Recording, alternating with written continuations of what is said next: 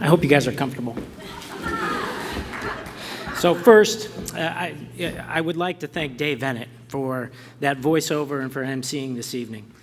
As some of you may know, I spent a few seasons working with Dave and Ted Albrecht on the WGN football radio broadcast because, who doesn't want to hear what a kicker has to say about blocking schemes and blitz packages? We all have an inner monologue, and it seems to me that even a boring day in the life of Dave Ennett sounds pretty exciting when that's the voice in your head. First and foremost, I'd like to echo the rest of the inductees and congratulate all of you on your induction. I'm humbled to be included alongside you this evening. As an alumnus and as a former athlete here, I could not be more impressed with Sarah, Chelsea, Marissa, and Amy for their individual accomplishments and the heights that they and their teammates reached. Mr. Osborne, it may not be as readily apparent to all that what the support of the university means to success on the field.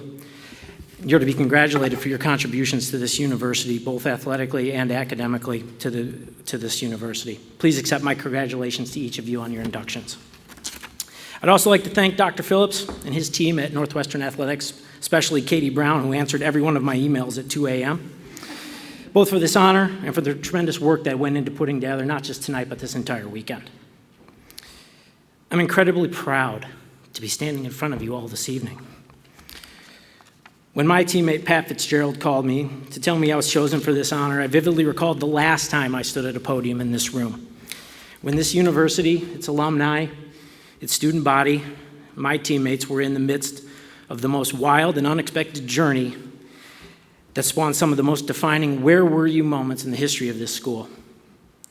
In these last 25 years, it seems that not a day passes without someone I've never met sharing with me where they were when they heard Northwestern beat Notre Dame, that they were in Ann Arbor for our win over Michigan, that they rushed the field following the home game against Penn State, that they actually met Lee Corso when game day came here when we played Iowa, and that they, in fact, were there in Pasadena on the most glorious New Year's Day you've ever seen, surrounded by purple to witness something that many thought would never happen in their lifetimes. That I played even a bit part in that unlikely drama in 1995 magnifies the fact that I can honestly say that playing college football was all I ever wanted to do. I had a lot of help and guidance getting to the point where I could realize that dream, getting here to this university, and then into position to talk Gary Barnett into giving me a chance to realize that dream. And while the list of folks that deserve my undying thanks are lengthy, there are a few about whom I'd like to spend the next few minutes sharing my thoughts with you. I grew up immersed in the game of football, with some of my earliest recollections being running back and forth in the basement, taking handoffs from or catching passes from my dad. It was also here that I learned how to spin those little plastic footballs on their point, which made kicking that ball from one end of the basement to the other and destroying the drop ceiling something a little boy could do on his own for hours on end. We'll come back to the ramifications of that development in a minute. But as many of you know about me, having a dad who was a high school football coach, and a darn good one at that, meant that I learned the game from a front row seat at my father's side. But that son of a coach immersion is only the most well-known part of my origin story. Perhaps the most impactful event to my standing here tonight was my parents' decision to move our family out of the city of Cleveland and to the suburb of Westlake in 1977, where my parents signed me up for youth soccer and where I first met Wade Masad and his father, Sam. Sam Masad was one of the most successful high school soccer coaches in Ohio, and he organized that youth soccer league that brought me in touch with his son, Wade, who I followed as his athletic career ultimately led him to become a Division III All-America kicker. Long before I had any idea of what it meant to have a mentor, Wade's willingness to share his knowledge of the physical and mental skills of kicking a football, and later his professional insights while he embarked on his successful career as an investment banker and finance professional, set an extraordinary example for me. Wade, who could not be here tonight because he is now coaching his own high school-age son, gave to me countless hours of personal attention and has always been a source of encouragement and, in some cases, brutal honesty and the kick in the rear end I needed when that was necessary. He's been my friend and mentor for nearly 40 years, and I'll never be able to repay him or his father for setting me off on this path. It was also a happy and unforeseen development that I would arrive here at Northwestern in September of 1991, just 2.5 months before Gary Barnett would be hired as the head football coach. Well, the prior coaching staff, nice guys though they were, told me that they had enough walk-ons when I arrived in Evanston that fall. It should come as no shock to anybody, particularly my colleagues at Lincoln International, that I was able to talk Gary Barnett into giving me a chance. And he allowed me to join the team at winter workouts. And after completing spring practice in 1992, he said, you've done well enough and I'll let you stick around. Although he probably could have done without all the talking that followed for the next 3.5 years. I think, though, if he would have known then in December of 1991 when I stood in his office that the kid standing in front of him had made a total of 2 field goals in 3 years of high school football, he rightfully would have passed on that opportunity. I spoke with Coach Barnett, who couldn't be here this evening because he's got a job to do tomorrow morning for the Colorado football game earlier today. I expressed to him that I'll be forever grateful for him for giving me that opportunity to fulfill my dream of playing college football. I started that spring practice in 1992, and I had a good enough spring practice that he let me stick around. And despite the scar tissue that came from missing 3 consecutive extra points in the 1993 spring game and wondering if they could find a tall window to jump out of, I played in my first game during the 1993 upset win over Boston College at what was then Dyke Stadium. And what came after for the next 3 seasons would not have been possible without the support that I had from my teammates, to all of whom I'm forever indebted. They bestowed upon me the athletic achievement of which I'm the most proud, electing me a team captain along with Rob Johnson and William Bennett in 1995.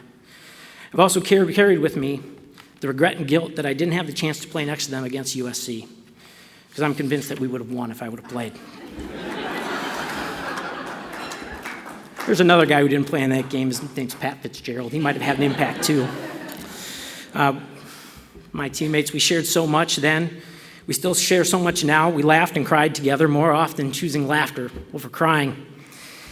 We've been a family for nearly 30 years, and I love all of them dearly. In particular, my great friend and partner in crime, Paul Burton, who's here tonight, and my long snapper, Paul Janis, who could not.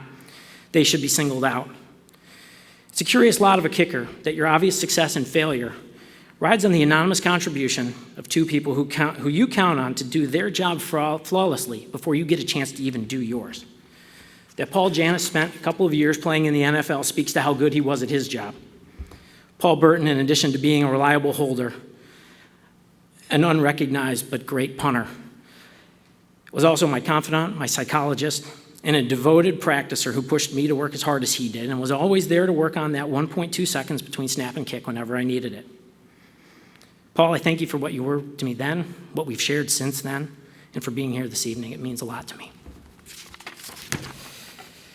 I left Northwestern in the spring of 1996 and moved into the real world with less definition of my goals than I had when I arrived at Northwestern, but continued to be assisted and mentored along the way in figuring that out.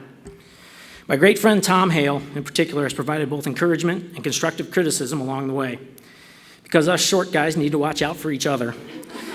Tom has helped me wrestle with the ethereal question of who and what I want to be when I grow up and has been my sage advisor for over 20 years.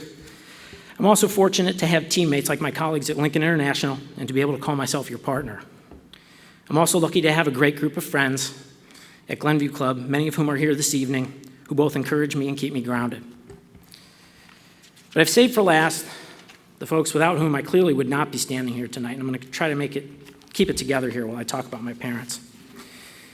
Alan and Kathy Valensizi, to quote my 7-year-old son, I think you raised 4 really good kids. I am who I am because of the values you've instilled in us, chiefly by not allowing any of us to settle for less than our best effort. I am where I am because of the sacrifices that you made for our entire family and the example you set while raising 4 kids, 2 cars, 3.5 college educations, and a mortgage on a teacher's salary. Yes, you have curiously gotten smarter the older I've gotten, and I'm thankful to you for all the things that you've done, especially for those that I don't even know about. Finally, I want to thank the 2 most important people in my life who helped me be the best version of me. Alex, you're the sunshine of my life. I can't believe you're already 7, so please don't grow up any faster because I want to enjoy every minute, hour, and day that we have together. The most important thing that resulted from me getting injured in the middle of the 1995 football season, however, was that it set in motion a path that would lead to my marriage to Rick and Lily Friedman's daughter, Megan Friedman. She's my best friend, the smartest person I know, and selfless in her love for me and for Alex. She is also our most staunch defender. My best advice to anyone who is contemplating their path to success would be this: marry a good person like I did. I love you so much, Megan. Thank you for all that you do for Alex and for me. I want to thank you all again for this honor, and for all of you for coming this evening. Go Cats.